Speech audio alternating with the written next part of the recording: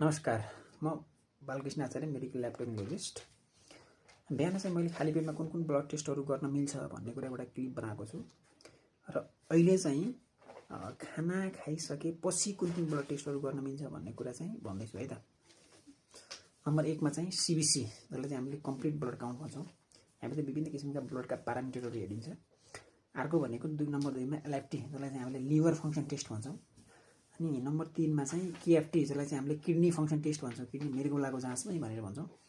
अनि त्यसपछि अर्को भनेको आरबीएस, ब्लड सुगर रेन्डमली गर्न मिल्ने खालको ब्लडलाई चाहिँ आरबीएस पनि खाना खाइसकेपछि गर्न मिल्छ। अनि अर्को भनेको एचबीए1सी, जसलाई चाहिँ हामीले 3 देखि 4 महिना बिचको सुगरको जाँच गर्छौँ, त्यसलाई चाहिँ हामीले एचबीए1सी भन्छौँ। यो पनि खाना खाइसकेपछि गर्न मिल्छ। अर्को भनेको युरिक एसिडहरू पनि खाना खाइसकेपछि गर्न मिल्छ, जसलाई बाथरोग आरए फ्याक्टर पनि खाना खाइसकेपछि गर्न मिल्छ। सीआरपी भनेको चाहिँ सी रिएक्टिभ कार्बोहाइड्रेट भन्ने हुन्छ, यो पनि हामीले खाना खाइसकेपछि गर्न मिल्छ।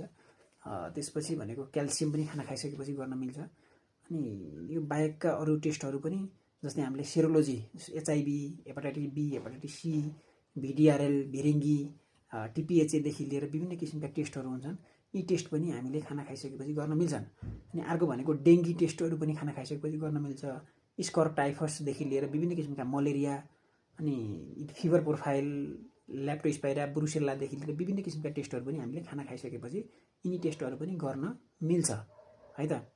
अनि यो बाहेकका टेस्टहरू, जस्तै हामीले आइरन प्रोफाइल चाहिँ म्याक्सिमम चाहिँ खाली पेट गर्दा एकदम राम्रो मानिन्छ, तर डक्टरले ऱ्यान्डमली पनि गर्न सक्नुहुन्छ।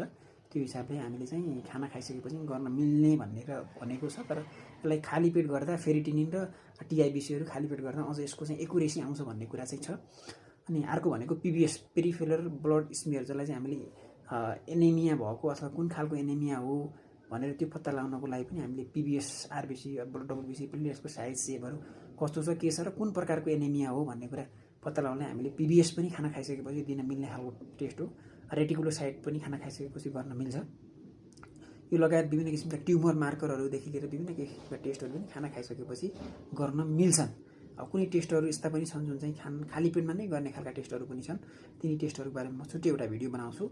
त्यो पनि यहाँहरूले हेरेर साथ दिनुहुन्छ भन्ने पुरो विश्वासका साथ आजलाई यति नै। बाँकी चाहिँ अरू भिडियोहरू म एक एक गरेर एउटा टपिक्सको भिडियोहरू के गर्दा ठिक हुन्छ, कुन टेस्ट कतिखेर गर्ने, के हुन्छ, नर्मल रेन्ज के हुन्छ, के खाँदा हुन्छ, के खाँदा हुँदैन भन्ने कुराको एउटा व्याख्या विश्लेषण एउटा टेस्टको गर्दै जानेछु। यहाँहरूले मलाई हेरेर साथ दिनुहुनेछ, फलो गर्नुहुनेछ भन्ने पूर्ण विश्वास आजलाई यति नै भन्दै बिदा हुन्छु। नमस्कार।